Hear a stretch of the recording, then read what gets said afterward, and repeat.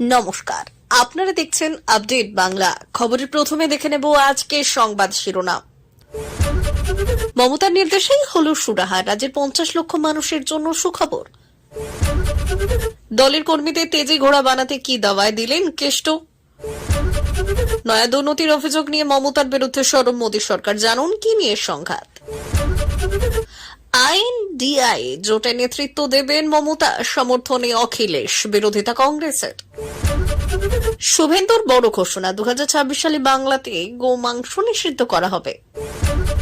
অবাধে বালি তোলার কাজ বন্ধ করতে রাস্তায় বিধায়ক, বিএলআরওর কাছে স্মারকলিপি। আবাস নিয়ে বিবাদ, হাওড়ায় নিহত তৃণমূল কর্মী। পদপিষ্ট হয়ে মৃত মহিলার পরিবারকে 25 লক্ষ টাকা সাহায্য ঘোষণা, আল্লুর ভিডিওর শোকবার। কলকাতাকে নোংরা শহর বললেন কংগ্রেসের মুখ্যমন্ত্রী। নিয়মিত নির্ভুল খবরগুলি পেতে সাবস্ক্রাইব করুন আপডেট বাংলা চ্যানেলটিকে। আসছি বিস্তারিত খবরে। পানীয় জলের সমস্যায় জেরবার রাজ্যের বহু মানুষ, জল নিয়ে সমস্যা বেড়েই চলেছে। এর আগে এই নিয়ে একরাশ খবরে দিয়েছিলেন মুখ্যমন্ত্রী মমতা বন্দ্যোপাধ্যায়। অভিযোগ, কেন্দ্রের একাধিক এজেন্সির অসহযোগিতায় জল সমস্যায় রাজ্যের প্রায় 50 লক্ষ মানুষ 9 লক্ষ। সূত্রের খবর, প্রকল্পে নলবাহিত পরিশ্রুত পানীয় জল গ্রামের প্রতিটি বাড়িতে পৌঁছে দেওয়ার কথা। তবে কেন্দ্রীয় সরকারি সংস্থাগুলি জমির ওপর দিয়ে নল নিয়ে যাওয়ার ক্ষেত্রেও অনুমতি প্রয়োজন। আর এই অনুমতি নেওয়ার প্রক্রিয়া অনেক লম্বা, যার জেরে আটকে থাকছে কাজ। সমস্যা সুরাহা করতে সম্প্রতি rail division, national highway authority of India, IOCL সহ কয়েকটি কেন্দ্রীয় এজেন্সিকে নিয়ে নবান্নে বৈঠকের ডাক দেন মমতা। সেই মতো এজেন্সিগুলির সঙ্গে বৈঠকে বসেন মুখ্য সচিব। এছাড়াও বৈঠকে উপস্থিত ছিলেন বিভিন্ন দপ্তরের আধিকারিকরা।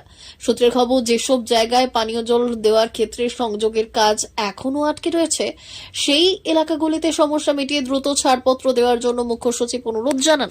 এদিকের বৈঠকে পাশাপাশি ডিভিসিকেও পর্যাপ্ত জল দেওয়ার জন্য নির্দেশ দেওয়া হয়েছে। পাশাপাশি দীর্ঘদিন ধরে জল সংযোগ সংক্রান্ত সমস্যা যাতে আর ফেলে না রাখা হয়, সেই নিয়েও নির্দেশ দেওয়া হয়েছে। গুরুত্ব সহকারে যত দ্রুত সম্ভব সমস্যা সমাধানের কথা বলা হয়েছে বৈঠকে। সূত্রের খবর, কেন্দ্রীয় সংস্থাগুলি এই ব্যাপারে আশ্বাস দিয়েছে। লোকসভা নির্বাচনে রামপুরহাটে সবথেকে খারাপ ফল করেছে তৃণমূল। সম্প্রতি সাংসদ শতাব্দী রায় সেই জেলায় গিয়েছিলেন খারাপ ফলাফলের কারণ খতিয়ে দেখতে। এবার ভেঙে পড়া রামপুরহাটের সংগঠনকে চাঙ্গা করতে দলীয় নেতা কর্মীদের নিয়ে বৈঠক করলেন কোর কমিটির সদস্য অনুব্রত মণ্ডল। তবে কর্মীদের উদ্দেশ্যে কি বার্তা দিয়েছেন তা জানা যায়নি। আগামী 15 তারিখ রামপুরহাটের এই তৃণমূল কংগ্রেস কার্যালয়ে হতে চলেছে কোর কমিটির বৈঠক। যদিও অনুব্রত মণ্ডল দলীয় সংগঠনের কোনো কথা সংবাদ মাধ্যমের সামনে বলতে রাজি হননি। তার বক্তব্য, আশিস বন্দ্যোপাধ্যায় তাকে ডেকেছিলেন, সেই কারণেই তিনি এসেছিলেন। অনুব্রত মণ্ডল বললেন, পার্টির অভ্যন্তরীণ ব্যাপার, আশিস তা ডেকেছেন, সেই কারণে এসেছি। প্রস্তুত লোকসভা ভোটে বীরভূমে ভালো ফল করেছে তৃণমূল, সাংসদ হয়েছেন শতাব্দী রায়। তবে রামপুরহাটে ফলাফল ভালো হয়নি, এই নিয়েই চলছে বিশ্লেষণ। এর আগে এলাকায় পৌঁছে তৃণমূল সাংসদ বলেছিলেন, এই এলাকায় সরকারের সুযোগ সুবিধে সবই পৌঁছয়, কিন্তু তারপরও কেন এই হালতা খতিয়ে দেখা হচ্ছে। অন্যদিকে এদিন অনুব্রত মণ্ডলের সঙ্গে দেখা করলেন বকটুই গ্রামের স্বজনহারা পরিবারের অন্যতম সদস্য মিহিলাল শেখ। মিহিলাল শেখ দাবি করেছেন, দীর্ঘদিন ধরে তার বেতন বন্ধ করে রাখা হয়েছে। তার চাকরিটা যাতে স্থায়ীকরণ করে দেওয়া হয়, সেই নিয়েই কথা বলতে এসেছিলেন তিনি। একাধিক প্রকল্প নিয়ে কেন্দ্রের সঙ্গে রাজ্যের বনিবনা একদমই হয় না। আর্থিক তছরূপের অভিযোগ, প্রধানমন্ত্রী আবাস যোজনার টাকা, 100 দিনের কাজের টাকা সহ স্বাস্থ্য খাতেও বাংলার জন্য বরাদ্দ বন্ধ করেছে কেন্দ্র। তাই সেক্ষেত্রে রাজ্যের ভান্ডারের কেন্দ্রের বিরুদ্ধে একাধিক অভিযোগ রয়েছে। দেশবাসীর উদ্দেশ্যে ভর্তুকিযুক্ত কেরোসিন তেল কেন্দ্রীয় সরকার রান্না এবং আলো জ্বালানোর জন্য দিয়ে থাকে, আর সেই তেল গণবন্টন ব্যবস্থার মাধ্যমে উপভোক্তাদের দেয় রাজ্য। তবে এই মুহূর্তে প্রতিটি ঘরে বিদ্যুৎ সংযোগ এসে যাওয়ায় এবং এলপিজি গ্যাসের চাহিদা বেড়ে যাওয়ার ক্ষেত্রে দেশের অন্যান্য রাজ্যে একটু একটু করে কেন্দ্রের কাছে কেরোসিনের চাহিদা কমে গিয়েছে। সকল রাজ্যে কেরোসিনের গ্রাফ কমে গেলেও বাংলায় একটুও কমেনি কেরোসিনের চাহিদা। আর এদিকে চাহিদা না কমলেও কেন্দ্রের তরফেই অনেকটা কমিয়ে দেওয়া হয়েছে কেরোসিনের পরিমাণ। আর কেন্দ্রের এই কেরোসিনের পরিমাণ অর্থাৎ কমিয়ে দেওয়া নিয়ে West Bengal kerosene agents welfare association আদালতে যায়, অভিযোগ জানানো হয়। অন্যদিকে কেন্দ্রের অভিযোগ, বাংলায় পেট্রোল ডিজেলের মতো জ্বালানিতে ভেজাল হিসেবে কেরোসিন ব্যবহার করা হয়। শুধু তাই নয়, কেরোসিনের অপব্যবহার বন্ধ করার জন্য চলতি বছর গত জুন মাসে পেট্রোলিয়াম মন্ত্রক রাজ্য সরকারকে চিঠি দেয় এই বিষয়ে। পেট্রোলিয়াম মন্ত্রকের প্রতিমন্ত্রী সুরেশ গোপ সম্প্রতি সংসদে যে লিখিত বিবৃতি দিয়েছেন তাতে সম্পূর্ণ তথ্য উল্লেখ করা হয়েছে। ওই লিখিত বিবৃতি অনুযায়ী জানা গেছে, গত অর্থবর্ষে দেশের সব রাজ্য মিলিয়ে মোট 10,524 কিলোলিটার তেল পাঠিয়েছে কেন্দ্র। তার মধ্যে সর্বাধিক এসেছে পশ্চিমবঙ্গে। মোট পরিমাণ 7,04,016 কিলোলিটার, যা দেশের মোট কেরোসিনে 66.38%। এরপরেই রয়েছে বিহার, তারা পেয়েছে 6.02% কেরোসিন। এরপরে উড়িষ্যা, অসম, মধ্যপ্রদেশ, তামিলনাড়ু, ঝাড়খণ্ডের কেরোসিন প্রাপ্তির পরিমাণ 2 থেকে 5% মধ্যে। উত্তরপ্রদেশ, গুজরাট, রাজস্থানের মতো কয়েকটি রাজ্যে এখনো 1 ফোঁটাও কেরোসিন ব্যবহার হয় না।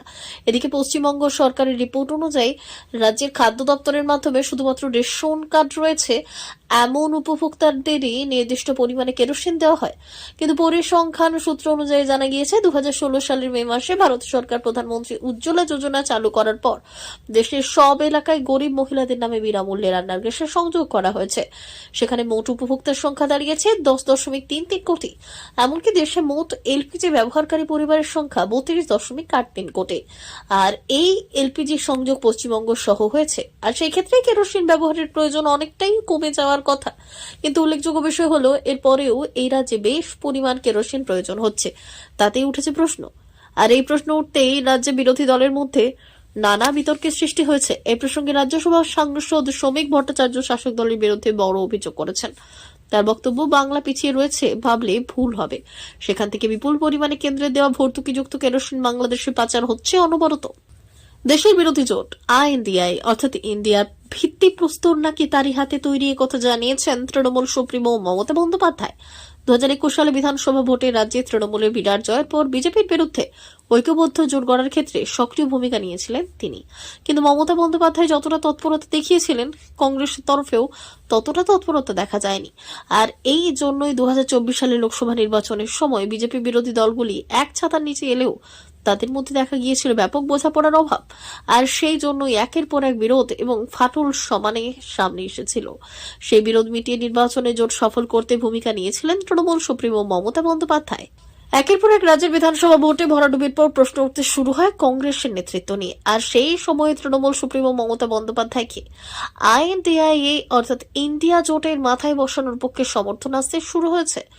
সবথেকে প্রথমে মমতা বন্দ্যোপাধ্যায়কে জোটের নেতৃত্ব হিসেবে মেনে নিতে রাজি হয়েছে সমাজবাদী পার্টি। সমাজবাদী পার্টির তরফে ওই বিষয়ে প্রতিক্রিয়া দিয়েছেন সমাজবাদী পার্টির মুখপাত্র উদয়বীর সিং। তিনি বললেন, মমতা বন্দ্যোপাধ্যায় যদি আইএনডিআই জোটকে নেতৃত্ব দিলে বাকিদের বিষয়টি নিয়ে ভাবনা চিন্তা করে এবং ওনাকে সমর্থন করা উচিত। এতে জোটের হাত শক্ত হবে। পশ্চিমবঙ্গে বিজেপিকে রুখে উনি দেখিয়ে দিয়েছেন। রাজ্যের বিরোধী দলনেতা শুভেন্দু অধিকারী জানিয়েছেন, 2026 সালে বিধানসভা নির্বাচনে জিতলে বাংলাতেও গোমাংস নিষিদ্ধ করা হবে। এ বিষয়ে শুভেন্দু বললেন, অসমের মুখ্যমন্ত্রী হেমন্ত বিশ্ব শর্মার সিদ্ধান্ত অত্যন্ত ইতিবাচক। 2026 সালের নির্বাচনে গোমাতার ভক্তরা আমাদের সমর্থন জানালে আমরা অসমের মতো একই পথে হাঁটব। এর আগে অসমে এই বিষয়ে নিষেধাজ্ঞা জারি করেছে মুখ্যমন্ত্রী হেমন্ত বিশ্ব শর্মা। রাজ্যে অবাধে বালি তোলার কাজ বন্ধ করতে পথে নামতে হলে বিধায়ককে, সরকারি আধিকারিক তথা বিএলআরওর কাছে স্মারকলিপি প্রদান করতে হলো তাকে। ঘটনাটি ঘটেছে মুর্শিদাবাদ জেলার বড়ুয়া ব্লকে। দীর্ঘদিন ধরেই অভিযোগ ছিল, মুর্শিদাবাদ জেলার বড়ুয়া ব্লকের অন্তর্গত বিভিন্ন এলাকায় মৌরাক্ষী নদীর ঘাটে অবাধে বালি মাফিয়ারা বালি তোলার কাজ চালাচ্ছে বেআইনিভাবে, যার জেরে ক্ষতিগ্রস্ত হচ্ছে নদীর বাঁধ। অভিযোগ, গ্রামবাসীদের কাছ থেকে কেন্দ্রের বিধায়ক জীবন কৃষ্ণ সাহই ব্লকের ভূমি এবং ভূমি রাজস্ব দপ্তরের আধিকারিক প্রতীক রঞ্জন পাড়ির কাছে স্মারকলিপি প্রদান করলেন। নদীর বাঁকে অবৈধ বালি লুট, বন্যার আশঙ্কা বাড়ছে বড়ুয়া ব্লকের আশেপাশের গ্রামে। অবৈধ বালি কাদান থেকে বালি লুটের ছবি ধরা পড়ল আমাদের ক্যামেরায়।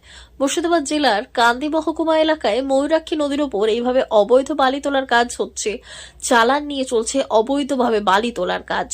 ময়ূরাক্ষী নদীর এই বাঁকের যে এলাকার থেকে বালি তোলা হচ্ছে তার পূর্ব দিকে বড়ুয়া থানা, আবার নদীর উত্তর দিক বিভিন্ন থানার সংযুক্ত এলাকার ফায়দা লুটছেন অবৈধ কারবারিরা। আর এই সুযোগকে কাজে লাগিয়ে এখানে দিনরাত চলছে বালির চুরি। আর এমন ভাবেই বালি কেটে নেওয়া হচ্ছে যে নদীর তলদেশের মাটি বেরিয়ে যাচ্ছে। নদীর বাঁধের ধার থেকেই কোথাও 30 থেকে 40 ফুট গর্ত করে বালি তুলে নিয়ে যাওয়া হচ্ছে বলে অভিযোগ।